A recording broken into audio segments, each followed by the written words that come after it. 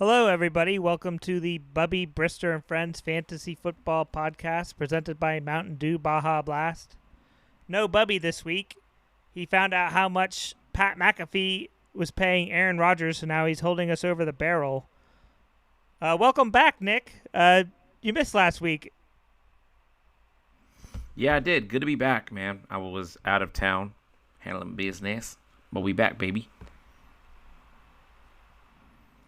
Yeah, let's get into some topics. Did you see Josh McDaniels was fired? Jeez, I did, and that hurts, man. Because he got fired. What? They're 3-5 right now. That's their record right now. It's 3-5.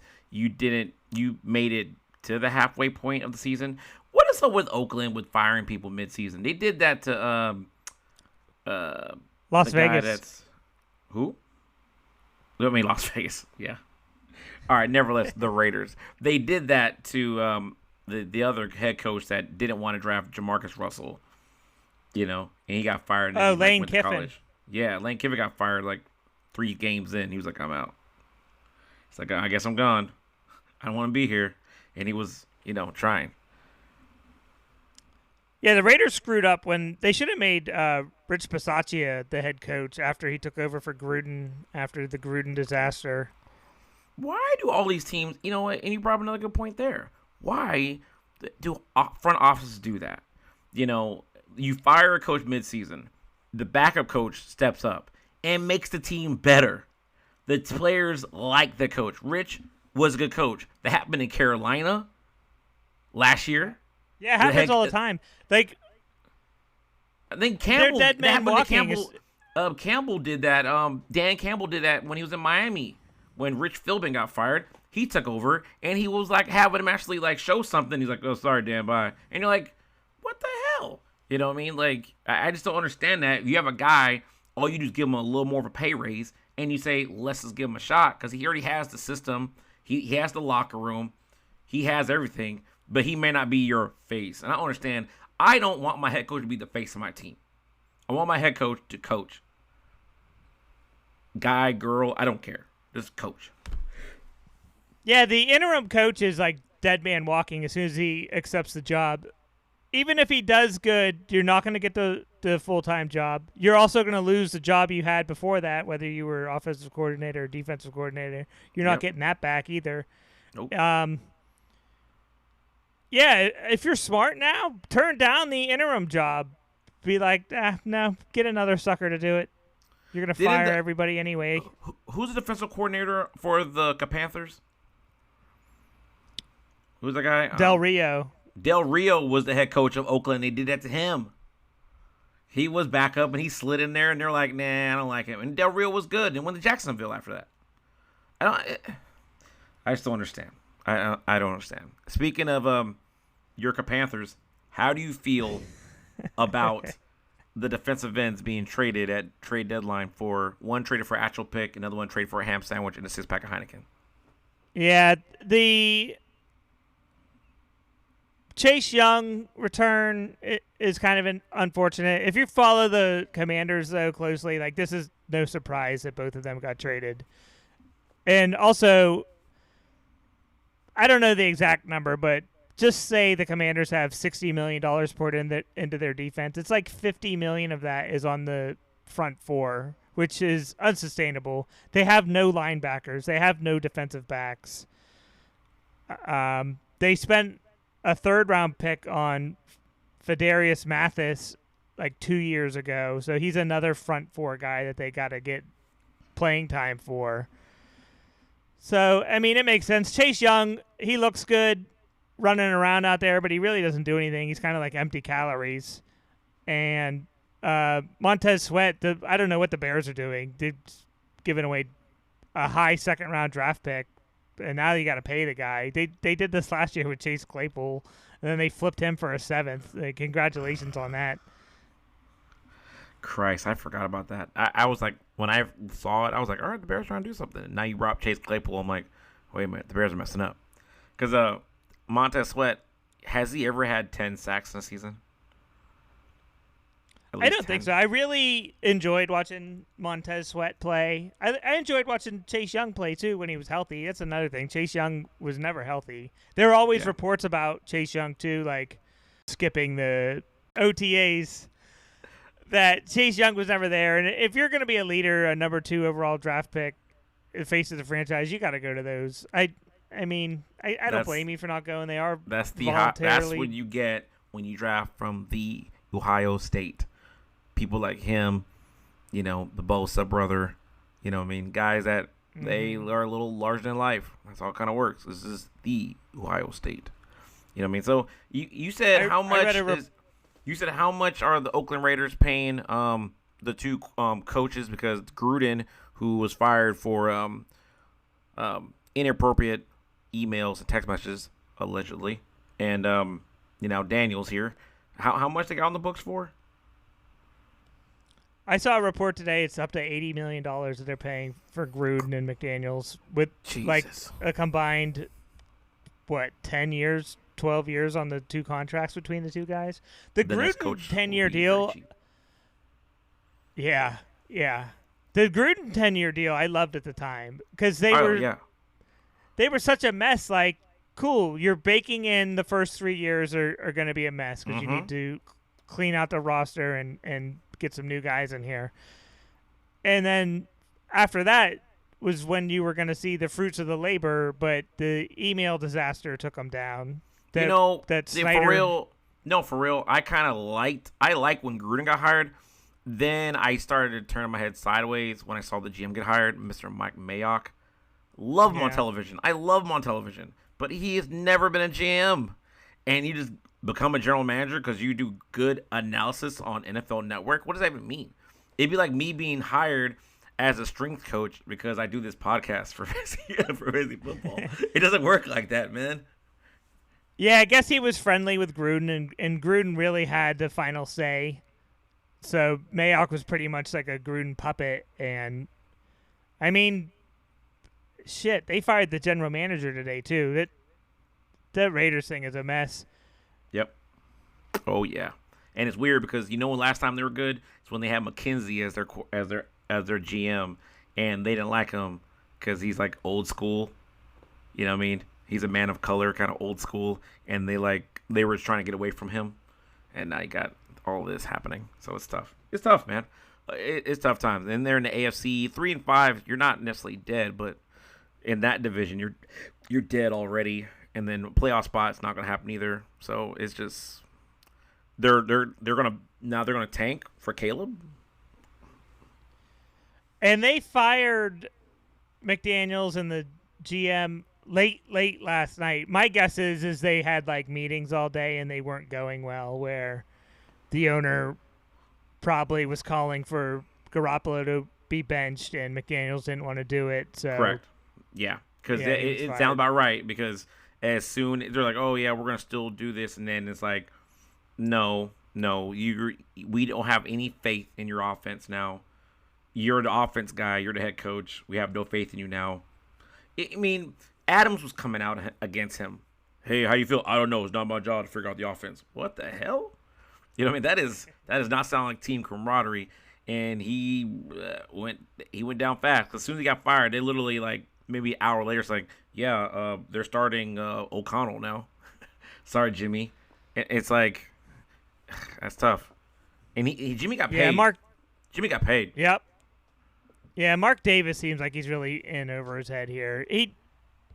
Great job getting the city of Las Vegas or the state of Nevada or whoever paid for your Death Star out in the desert, but on-field stuff.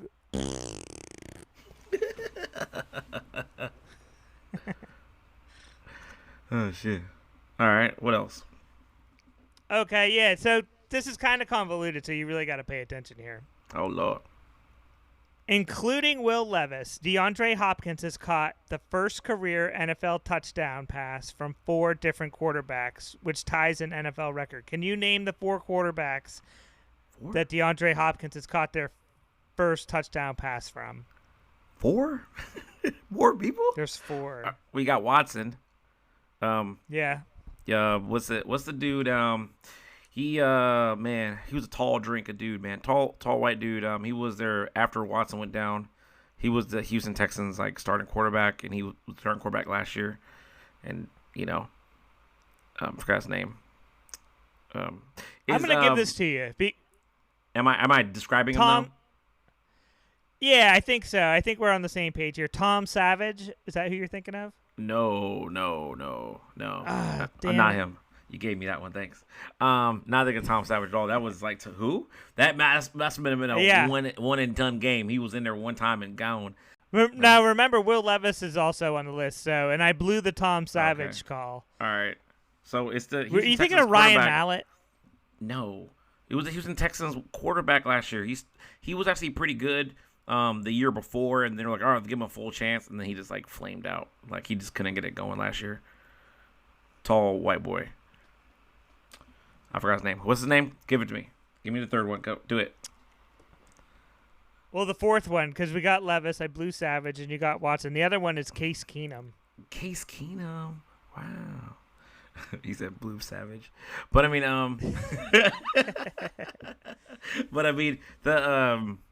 no, Case Keenum. Wow. Case Keenum was a Texan? Okay. All right. Fair enough. Okay.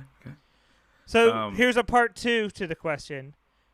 Can you name the wide receivers he tied for the record of catching the most first career touchdown passes from 4 different quarterbacks? Ew. Brandon Cook's on that list? He's been around. That's a good guess, though. Yeah. He's been around, man. Sammy Watkins. One is a Hall of Famer. Whoa. 4? Hall of Famer wide receiver? All right, so is it your boy Andre Rison? Nope. Friend of the show. Chris Carter. Nope. One team. Jay Rice? Nope. I'd be thinking his son like, plays. His son is a hot prospect for next year's draft. I don't know. His son's name is Marvin Harrison Jr. Wow. Oh. Marvin Harrison caught 440 people? Yeah. I didn't know he played with that many different quarterbacks. Right. So if you can get 3 of these, I'll donate to a charity of your choice. Fair enough, and I'm not going to do it. I'm just surprised because like you're talking about Peyton Manning, probably Chris Painter, and then I can't think of anybody else who like actually played that allowed Peyton Manning allowed to play, because Chris Painter played pretty much the whole year, and then it was like another person jumped in there, and then he left a little after that, and then he's probably, we were talking about a quarterback before Payne got drafted, so then I don't know that either. So good pull with Painter. You didn't get it right. He's not on the list, but good pull. I totally forgot about that guy. Good pull. One guy took the Browns to the playoffs in like 2003. He was a career backup for the most of his career. Jeez, Tim Couch. Kelly Holcomb. Kelly Holcomb, hey, friend of the show. The other guy has a name you might remember, but a game you will forget. Jim Sorgi. Jim Sorgi. Oh no. And maybe if you were a college fan, I do not recognize the name at all. Okay. Kerwin Bell. Kerwin Bell. Pff, yeah, that's a good one. Kerwin. Yeah, I never heard of that. So the next guy went to Ohio State in the 90s. He was a first-round draft choice by the Seahawks. Seahawks wide receiver. No. 90s? Early 90s. Yeah, Ohio State Seahawks. Played for the Cowboys. Terry Glenn? No, good. You're on the right path, though. Yeah. Is it like not Irving, but the guy that it's not Michael Irving, but it's like somebody else. It was this other guy. He was I can't think of his name. Just go ahead. He was really fast. Joey Galloway. Joey Galloway? Oh shit. I thought Joey Galloway got drafted in the early 90s? Yeah, it had to be, right? Let's look. Like what? Joey Galloway played for he played for Tampa back in like 07. He ran a 4.3. Yeah, he's 51.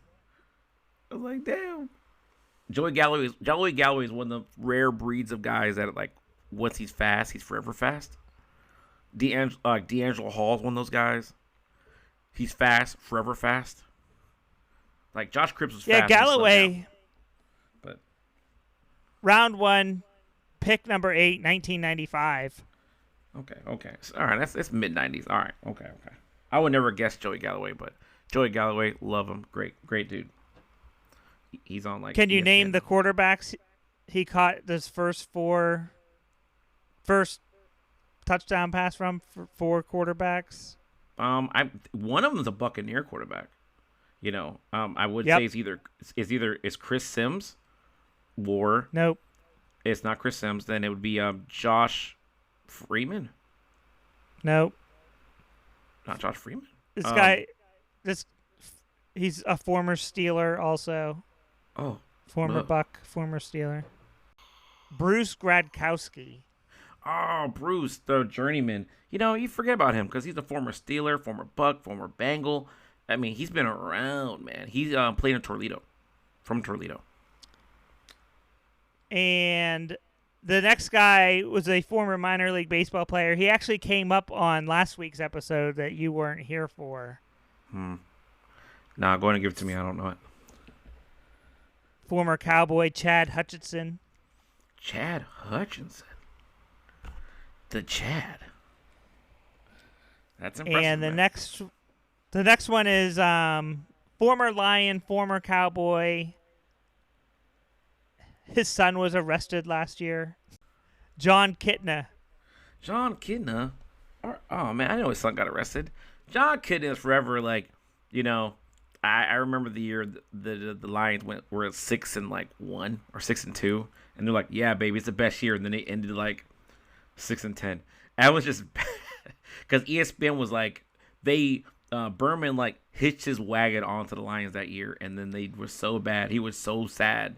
Keep counting all the losses they had at the end of the season.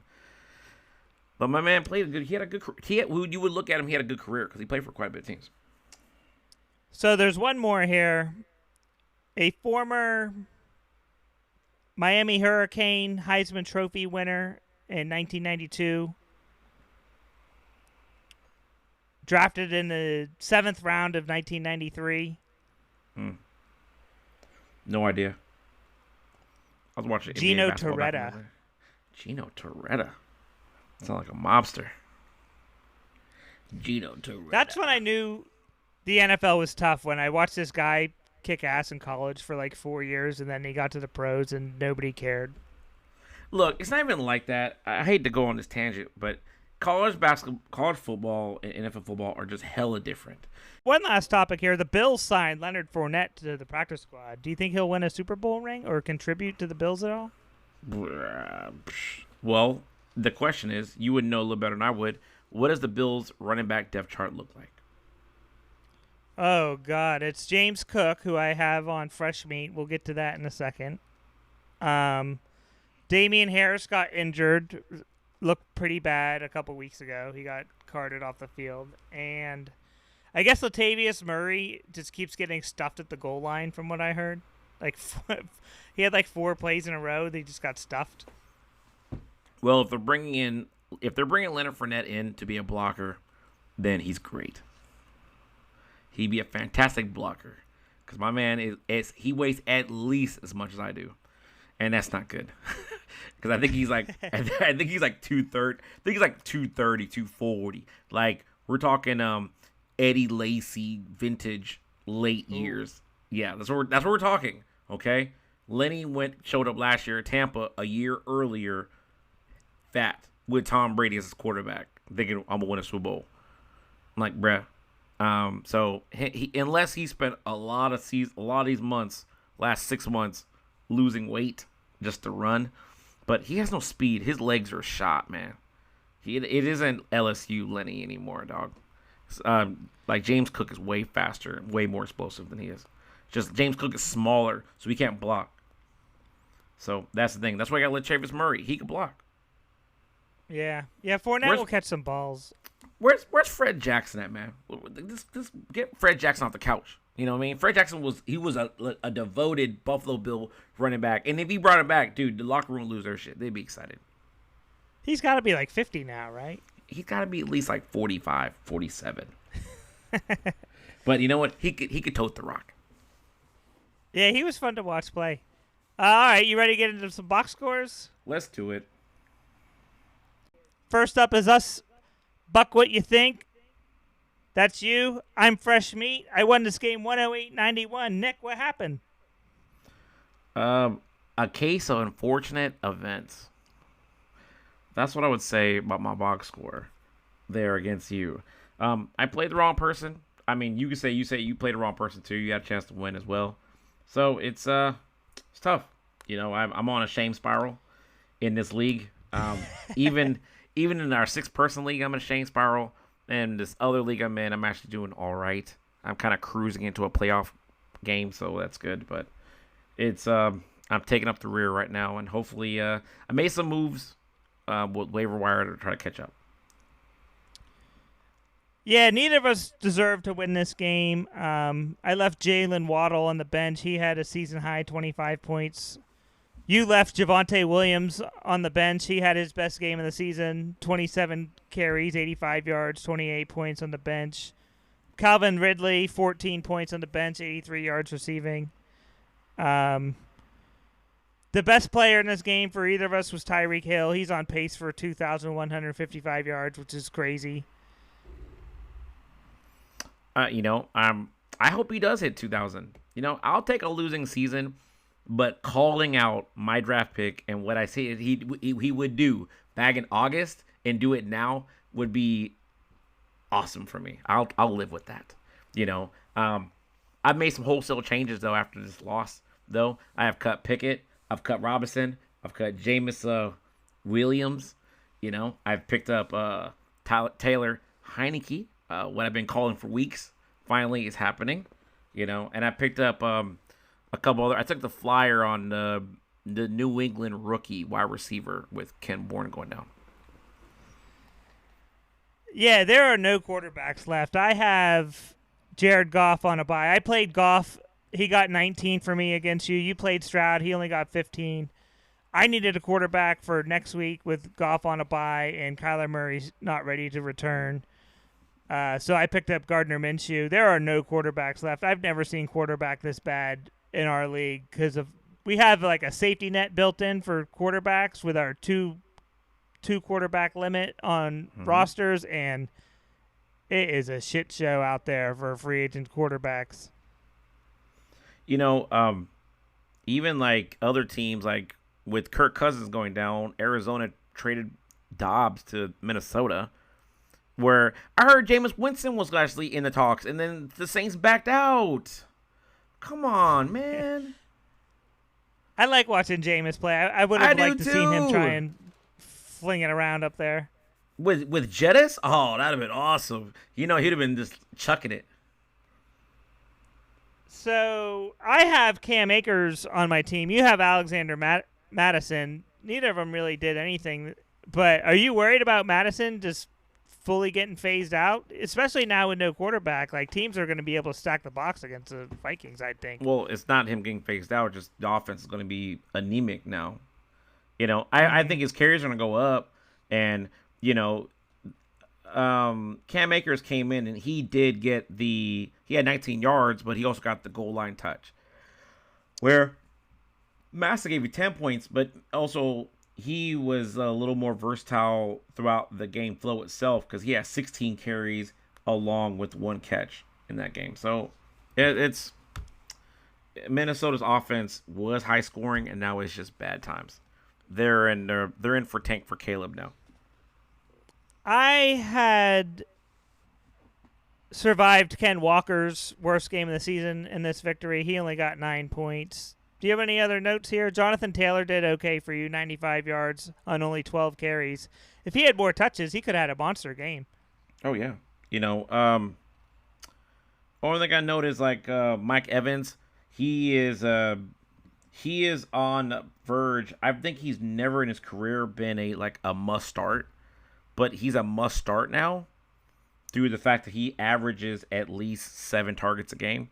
But the problem is you average 7 targets but only get 3 catches. That's a problem. And then for your that's a problem. And then for your team, you picking up Sam Laporta, the rookie tight end.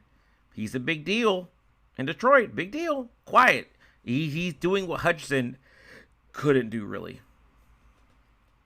Yeah, Hawkinson. Yeah, he's doing it way cheaper. He's the third-ranked tight end. He's up to 93.7 rostered. I wonder what that was after drafts in the summertime. I really bet low. it wasn't over 30%. Yeah. Yeah. And then you had played Tank Dell over Ridley and Javonte Williams. Were you trying to get that C.J. Stroud Tank Dell stack over the Panthers, thinking they were going to blow him out? Yeah, it was the first game back for Tank Dell after his concussion protocol, so I thought maybe this would be a situation I could really take advantage of. Ridley actually caught the ball this game and made some moves, so I'm kind of mad about that. But oh well. Like you said, that's the problem when you have too much depth. You play the wrong ones at the wrong time. Yeah, sometimes it's easier if the decision is made for you with injuries and bye weeks. On to the next game. We'll go to Mile High Salute versus Sweetness 34. Sweetness 34 won this game for his second win of the year, so he's tied with me and you with 2 wins down at the bottom. This was a 138 to 130 score. Mile High Salute falls to 3-1. Lamar Jackson, he followed up his MVP performance from a week earlier with a dud against the Cardinals, only 17 points, only 174 total yards. And then Joe Mixon had another solid week, 25 points. He's quietly been pretty good. When you draft him, you want more, but at the end of the year, he's always there as like a top 10 to 15 back. Yeah, Mahai, he has a plethora of running backs with Joe Mixon and the Arizona running back. He got Matt Breida. He got Brian Robinson Jr., Royce Freeman. Like, he has so many running backs on his team. It's always a bad look when Jordan Love outperforms Lamar Jackson.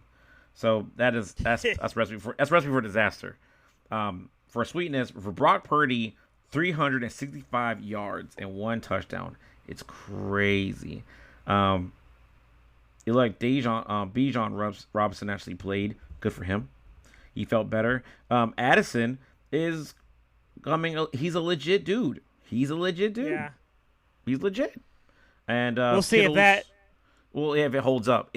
So what happens if Jetta comes back? He should accept role number 2, but continue to keep playing what he's doing, but be like supplement him, and now you have a good team happening. George Kittle, though, has to be one of his best games this year, minus the no touchdowns, but 9 catches for 149 is tough.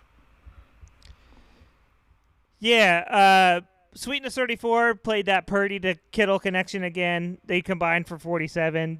Bijan should benefit with Heineke and for the Falcons. He should be catching some dump offs. Aaron Jones continues to stink. Like, if his name were Aaron Jones, he'd be droppable.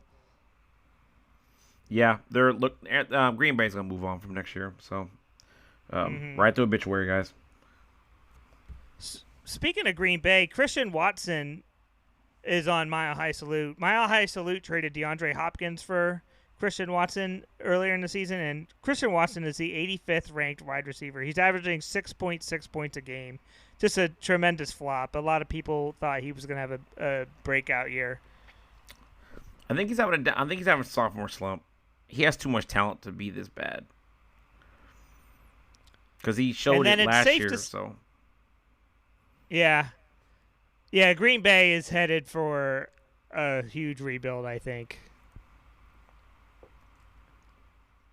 Safe to say Brandon Saquon Barkley trade isn't working out, though. When the 2 guys he got back were on the bench in this game for him, Brian Robinson and Romeo Doubs, they did combine for 24 points, but he was probably looking for one of them to have a breakout year, and I don't think he's going to get it.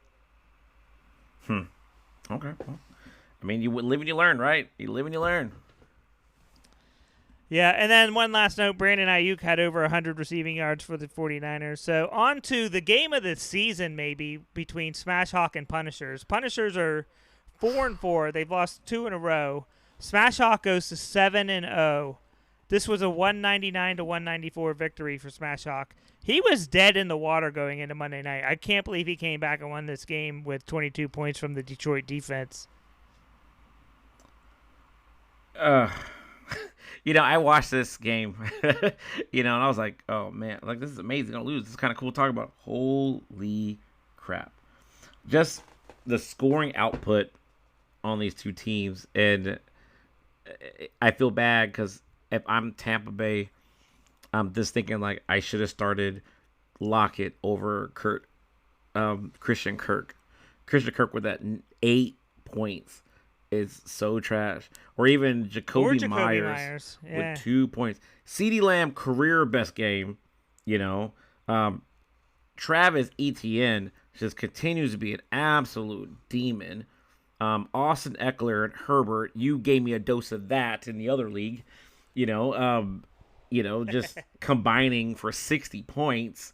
Even with Dak giving his best performance this year, Josh Jacobs with solid game, Breece Hall showing up, doing what he could do. Jamar Chase, 10 catches, 100 yards, literally averaging 10 yards a catch, which I'm waiting for Higgins to show up because Jamar Chase can't be on this kind of tear and going to let him do it, And, it's just 22 points for Detroit defense because Las Vegas was that trash. It's just crazy. It just wild times. Yeah, the top 4 guys for Punishers combined for 136 points. That's Herbert, Eckler, Etienne, and CeeDee Lamb. 28 from Eckler, 33 for Etienne. Is there a better fantasy backfield in our league? Because I'd be hard pressed to name one. No, there isn't. Like Tampa Bay, you may have lost this game, but next week you're not going to start. He's not going to start Jacoby Myers anymore. He's done starting him. So I think he is. I think he is. So I mean, he still has Zach Moss on the bench. He had Jacksonville defense with 19 points on the bench. I mean, he thought Baltimore defense was going to put up a better. I mean, I get it. I'll start Baltimore for Arizona as well, but for whatever reason, Baltimore plays down to their competition. So it's but I don't think you're getting scoring output like what CeeDee Lamb did right there. You're not gonna get that every week. 12 catches. Come on, man. You're not getting that every week from him. Because, I mean, how many targets did he have that game? He had 14 targets. He was catching at 80% rate. That's not CeeDee Lamb, I know. So Dak scored 40 and CeeDee Lamb scored 40. So they basically canceled each other out here. The Punishers are too good to be 4-4. Herbert had a huge bounce back, 35 points after only 15 last week. Smashhawks roster, though, he's going to get Justin Jefferson back. I mean, we'll see how he returns from the injury and the decline in quarterback play he's going to experience, but that's going to be huge for him. He's already 7-0.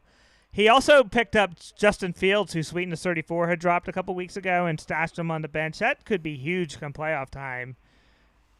Yeah. Fields is a fantasy wrecking ball. Yeah, he can explode, but he could also bust too. So you have to watch out for that. Hawkinson is the number 2 scoring tight end with 20 this week. He's going to take a hit with Cousins out also. And then one last note, Breece Hall, only 17 yards on 12 carries, but he caught 6 balls for 79 yards and a touchdown. He got 24 points. I think it's safe to say I got fleeced on my Terry McLaurin for Breece Hall trade. That was not smart. I'm going to fire my GM. Rachaad White had a stat line very much like Breece Hall. I think that's the more enigma, that he has 2 running backs that pretty much did kind of the same thing, where Rachaad White had 39 yards rushing, but then he went ahead and take in receiving 7 for 7 for 70 yards. So it's like, wait a minute. these running backs are wide receivers, low key.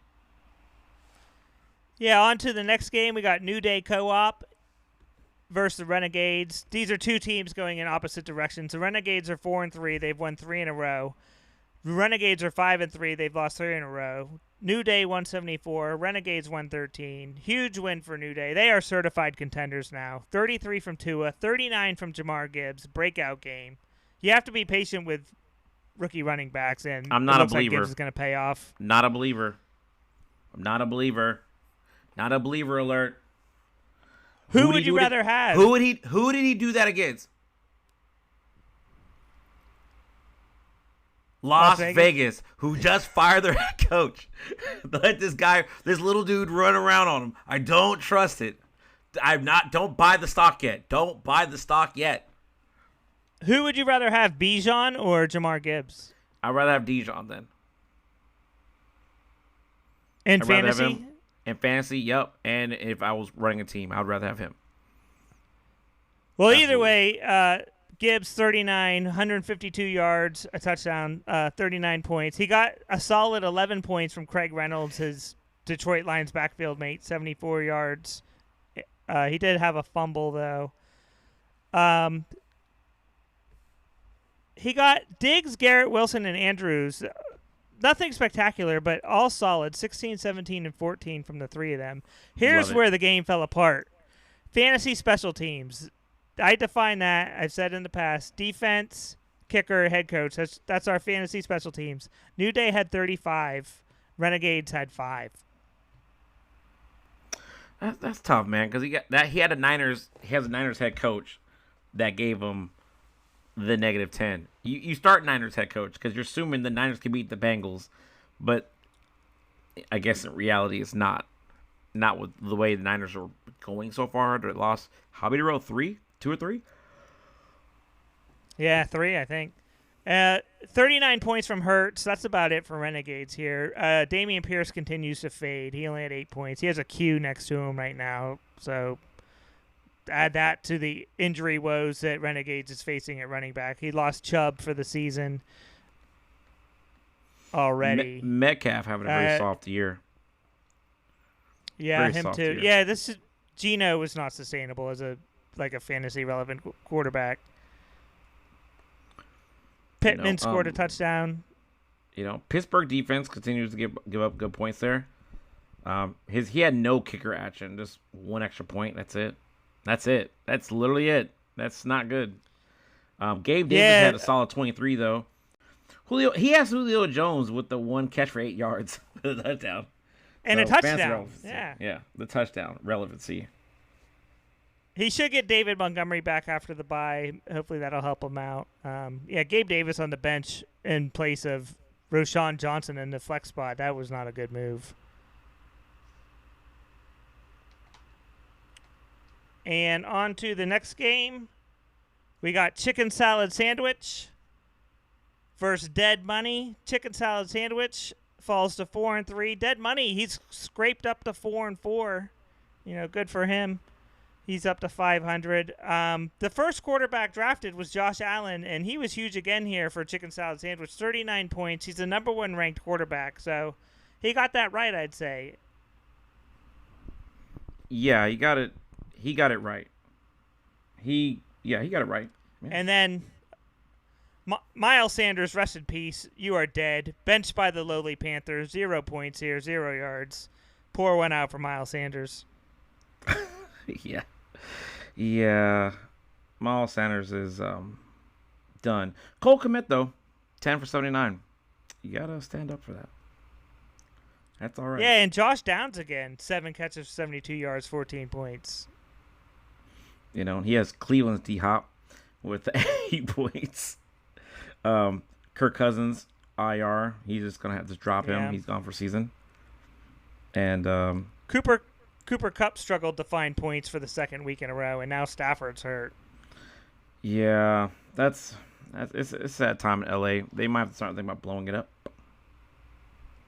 Yeah, they sold their soul for that Super Bowl win. On the bench, A.J. Dillon, he only had 11 rushing yards, but he did catch 5 balls for 41. And then Devin Singletary, 10 points. Not bad. Okay. Yeah. I mean, solid with that. Yeah. And Dead Money, Geno Smith, 22 points. Tony Pollard, 10. Barkley, 29. Devontae Smith, he finally came back to life. 7 catches, 99 yards, touchdown, 22 points. Barkley is the only thing New York Giants got going for him. That's literally it. He's it. There's nothing else on that offense at all. 7 passing yards in this game. That's really bad. I don't I'm speechless. This is NFL football. He lucky his head coach didn't get fired. You get fired for that. That's shit. 1940s NFL football. So, yes, yeah, you do. You get fired for that shit. Derrick Henry looks funny in the flex spot. I know that's just the way his roster's constructed, but it still looks funny. Yeah, maybe was solid again. I didn't think he was going to do as well, especially with Will Levis started. But I guess they load the box, and then he still did what he did. And then Amari Cooper on the bench with 14 points. I continue to be wrong about him. On to the next one, Boy Scout Trombones versus Pit Sweat. Pit Sweat lost. This is kind of an upset. Pit Sweat falls to 5-2. Trombones have won 2 in a row, 146 to 128. Joe Burrow, 39 points, 3 touchdowns. He's back. Yeah, I would. I guess he's doing pretty good. Let's see. He back. Look, I guess he might be back. He might be back. Let's wait to see a little bit more. I mean, Devontae Adams and Puka are gone. They have checked out, ladies and gentlemen. Gus Edwards is for sure. Gus Edwards is back. Like 80 yards, 3 tutties. Yeah. He's back. 60 combined points the last 2 weeks. He could be a league winner in that Baltimore offense. Yes, absolutely. Adam Thielen, just a little engine that could, chugging along. He'll get a cool 1,000 this year, chilling. D. Johnson's kind of surprised me there for Pittsburgh with 8 for 85. Sam Howell with the monster 45, almost 400 yards throwing. He looks so good. 4 touchdowns. I'm telling you, Eric Bieniemy, he's the reason. He's the guy. I call that. D-Hop and his mysterious 4 catches for 128, 3 touchdowns. Yes, it's a good old Randy Moss against Dallas Cowboy stat line there. That's what that is. That's just, I'm here to catch touchdowns. We're piss wet. What else? What else you got to say about? I was gonna say. Well, Thielen 8 catches on 11 targets. It's only his 3rd game this season without a touchdown. Kelsey, no Taylor Swift in the house, no touchdowns. And Fair. Then, I just want to talk about Sam Howell for the next hour. He was incredible. We're piss wet. Mahomes' worst game of his career. This bad 3 turnovers. It was the reincarnation of James Winston over there. Alvin Kamara, though, 32 points, really solid. A.J. Brown, he set a record now for X amount of games with at least 125 yards catching. So good for him. Chris Olave, DOI driver here. Good. 9. Kyle Pitts, 6 points. Good. Matty Gay strong with 10 points there. Jerry Jeudy showed up. We're 2 for 50. But the rest, not much worth talking about there. Yeah, the head coaches made a difference here. Without our head coach option, this is a 138 to 136 win for Pit Sweat. Wow. Nothing on the bench really to get excited about for Pit Sweat. Kamara is the 11th ranked running back, and that's with missing the first 3 games. He gets past the ball a lot, so he has a lot of fancy option points there. Yep, so that's it. You got a Fantasy Hall of Famer? Fantasy Hall of Famer. So, I hate to say it, and I know y'all don't like him. He's absolute villain. But it's time to give this man, just for 2 minutes, this man's roses, Antonio Brown. So, Antonio Brown is my Fantasy Hall of Famer this week. From 2013 to 2018, that man had a streak of all-pros every single season. He had at least 60 touchdowns. And from 2013 to 2018, these are his yards per year. 1499, 1698, 1834, 1284, 1533, and then 1297 is last year in Pittsburgh at age 30, doing that with 15 career high 15 touchdowns that year. Absolute monster. He is absolute CTE case. But fantasy wise, he is fancy. He's Tyreek Hill of the 2010s. Yeah, he was really fun to watch play. It's unfortunate the way he's torpedoed his reputation and talent. You got the feeling nobody worked harder than him. I think fame broke him also, in addition to Vontaze Burfict.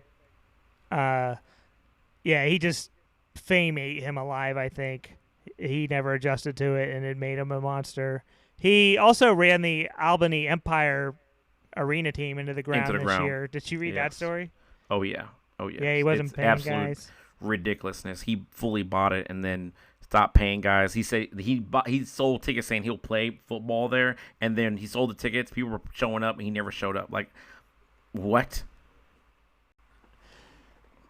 Yeah, it was funny watching him play for the Bucs in the Super Bowl against the Chiefs when Le'Veon Bell was on the Chiefs and Brown was on the Bucs. It was like Steelers fans were just looking at this like, how are these two dudes in the Super Bowl? Yeah, that was weird. Yeah.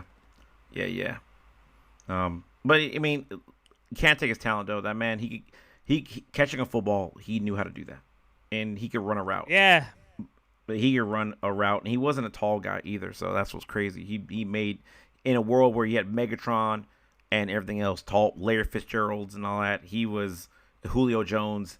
He was right up there. You would say that he's either number 1 or number 2 wide receiver around those guys. But he's absolute nutcase. So that's all I got.